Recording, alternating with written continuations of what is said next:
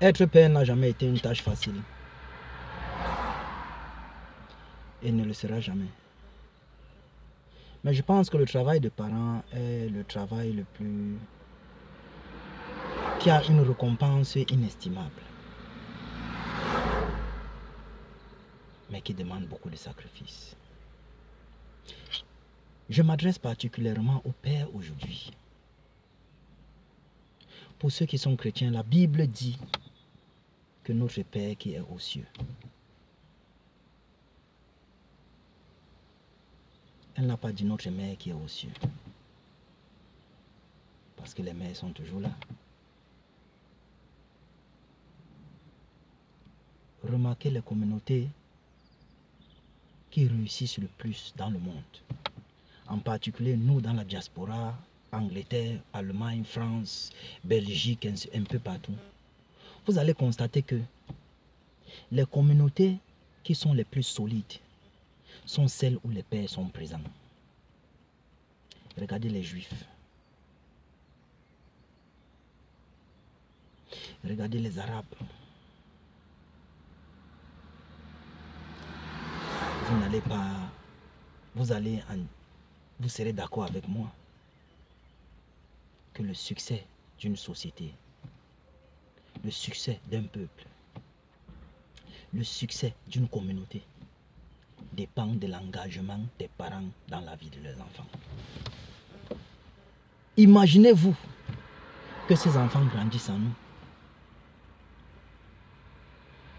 Ils finiront comme les enfants que vous voyez, noirs américains. Ils seront la cible de ce système diabolique où il faudra que c'est eux qui fassent les prisons, c'est eux qui font la prostitution, c'est eux qui vendent les armes, c'est eux qui vendent la drogue, c'est eux qui font tout ce qui est mauvais. Comme je vous dis, le bonheur d'un parent dépend du succès de ses enfants. Quand on est plus jeune, tu arrives quelque part, on te demande ton père c'est qui. Mais quand nous vieillissons, l'ascenseur nous est retourné, la nature nous renvoie l'ascenseur. Quand tu arrives quelque part, on dit que ton fils, on te pose la question de savoir qui est ton fils. Imaginez-vous ceux qui ont fait les enfants, qui ont tourné le dos à leurs enfants. Ils vont répondre comment?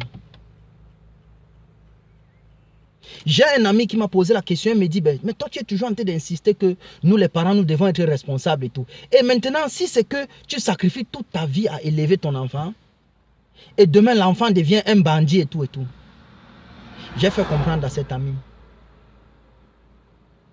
qu'un enfant qui a eu la présence de son père dans sa vie, même s'il devient bandit demain, il sera un bandit différent des autres. Même ces bandits vont lui poser la question que qu'est-ce que tu fais parmi nous? Ça veut dire quoi? Qu'est-ce que je veux dire par là? Ça veut dire que le travail d'un père, c'est un travail qui ne se perd pas. Les communautés les plus fortes sont celles là où les pères sont présents. Ne nous laissons pas dérouter. Prenons nos responsabilités pour que la communauté noire soit forte. Prenons nos responsabilités pour que l'Afrique de demain soit debout. Le succès de nos enfants dépend largement de nos sacrifices. Notre bonheur demain, encore, je suis en train de le dire, dépend largement du succès de nos enfants. De nos enfants. Être père, c'est la première responsabilité que nous avons. Prévenir vaut mieux que guérir dans ces choses.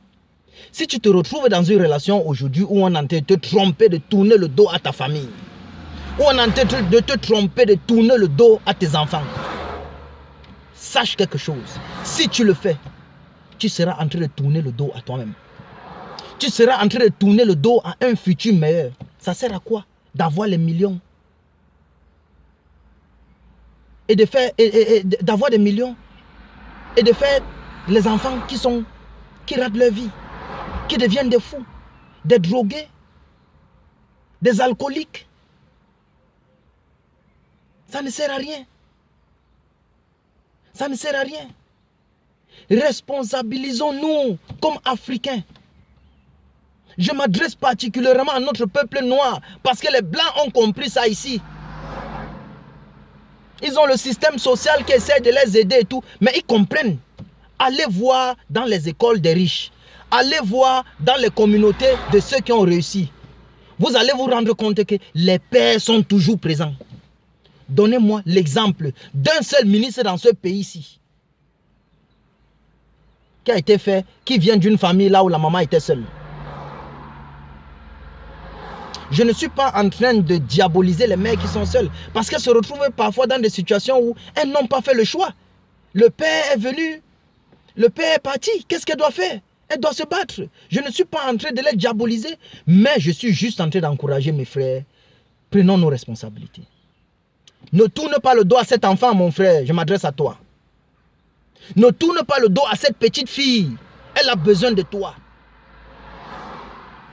pour changer notre communauté. Ce petit garçon a besoin de toi pour devenir quelqu'un demain. Ne fais pas ça. Le plus grand crime qu'un être humain peut commettre ici-bas, c'est de tourner le dos à ses propres enfants. En particulier le père. Nos enfants ont besoin de nous. Pense à cette petite fille. Pense à ce petit garçon. Pose-toi la question que sans toi, ils seront quoi demain? La douleur que nous ressentons pour nos enfants. La peine que nous ressentons au quotidien pour nos enfants est importante. C'est important pour nous de ressentir cette douleur pour qu'il soit quelque chose demain. Il faut parfois que nous passions les nuits blanches pour qu'ils puissent réussir leur vie demain. Ils ont largement besoin de nous. Les femmes, les mères de nos enfants, nos femmes, nos soeurs ou quoi, elles ont besoin de sentir que ces enfants-là n'ont pas été faits au hasard. Elles ont besoin de nous, chers frères. Soyons responsables et soyons conséquents. Comme je l'ai dit plus tard, ne nous retrouvons pas dans une société. Aux États-Unis, le système américain l'a compris. Que la meilleure façon de détruire, c'est de séparer les pères de leurs enfants. Ça fait quand l'enfant naît, sans blueprint, comme on appelle un exemple, qu'est-ce qu'il devient? Rien du tout. Il y a certains qui réussissent, mais avec beaucoup de difficultés. Parce que quand tu quittes une famille, les enfants qui grandissent sans père ont parfois, la plupart du temps, en majorité, une douleur incurable, indescriptible. Ne laissons pas nos enfants grandir dans un état de vulnérabilité, où ils seront sujets de viol de gauche à droite, où ils seront maltraités. Que ces enfants soient une priorité pour nous. Et nous verrons que demain, nous serons plus forts. Dans notre vieillesse, ces enfants sont ceux qui vont s'occuper de nous. Ils sont ceux qui vont nous nettoyer. C'est-à-dire, Dieu renverse les choses avec le temps. Vous voyez comment on nettoie les enfants quand ils sont petits? C'est comme ça que quand on vieillit, eux aussi commencent à nous nettoyer. Donc la façon que tu t'occupes de l'enfant aujourd'hui, tu es en train de montrer à l'enfant comment il doit s'occuper de toi demain.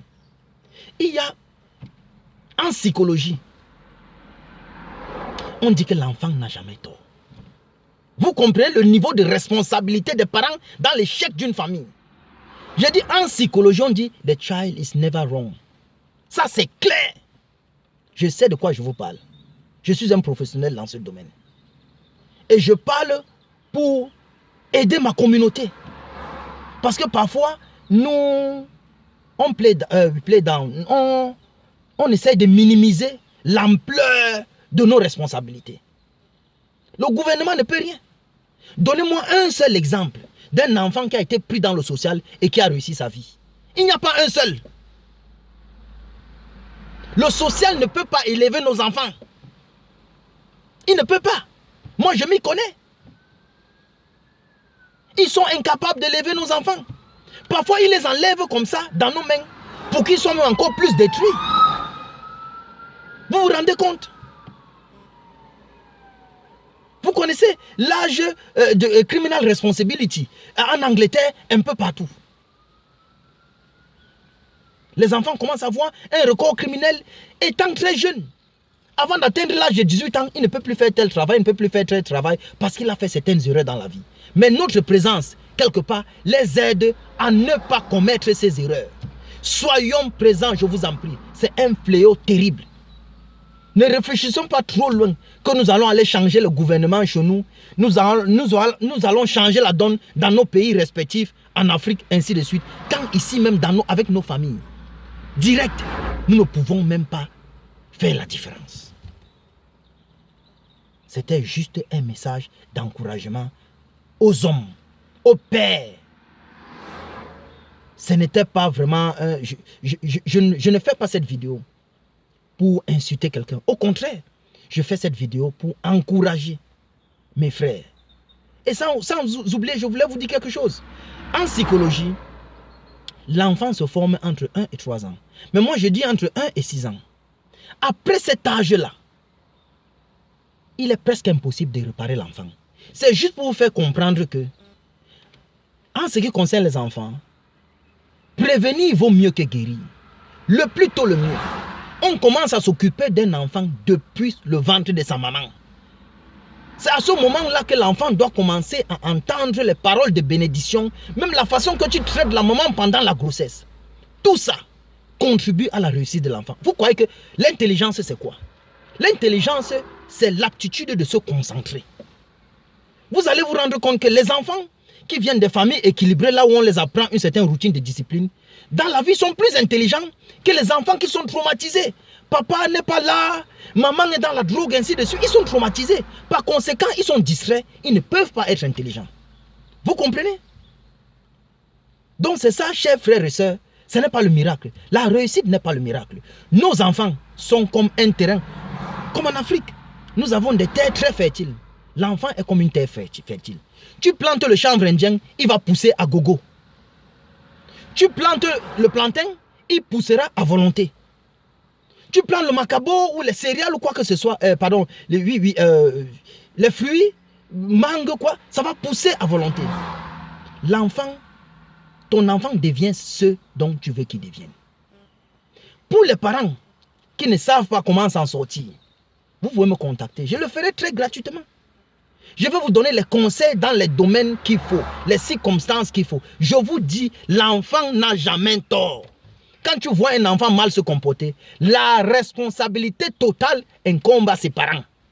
Soit cet enfant est né avec un problème, une disability, un handicap, voilà. Ou alors, oui, un handicap. C'est la raison pour laquelle un enfant peut mal se comporter s'il est né avec un handicap ou quoi que ce soit. Mais dans la majorité des cas, un enfant qui se comporte mal, c'est parce que les parents n'ont pas fait leur travail. Nous, les hommes, faisons notre travail. Cette vidéo aujourd'hui ne s'adresse pas aux femmes, ne s'adresse à personne d'autre. C'est juste pour encourager les parents. Si tu es en train de faire ton travail comme père, je te dis la vérité, je t'encourage mon frère. Demain ou après-demain, tu seras un homme très heureux. Parce que les enfants sont un investissement à long terme très sûr. Il n'y a aucun investissement qui dépasse celui-là. Ça ne sert à rien d'être milliardaire avec les enfants endommagés. Je prends l'exemple de Jackie Chan. Je ne vais pas entrer dans le fond parce que les gens vont dire j'insulte ceci, cela. Lui-même, il a avoué qu'il n'a jamais été dans la vie de sa fille. Mais cet homme n'a pas quelle fortune. Est-il heureux? Je prendrai beaucoup d'autres exemples. Notre responsabilité doit commencer par notre aptitude à être des pères. Soyons présents. Ne laissons pas les mamans nous dissuader.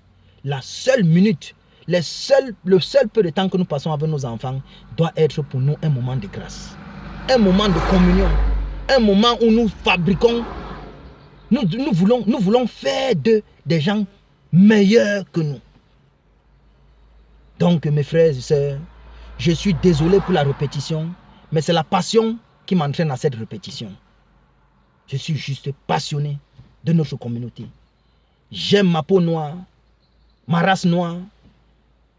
J'aime mon continent. J'aime ce monde. Et je sais que si nous, les pères, nous prenons nos responsabilités, l'Afrique sera en définitive debout. Les communautés noires seront fiers d'elle. Je vous remercie.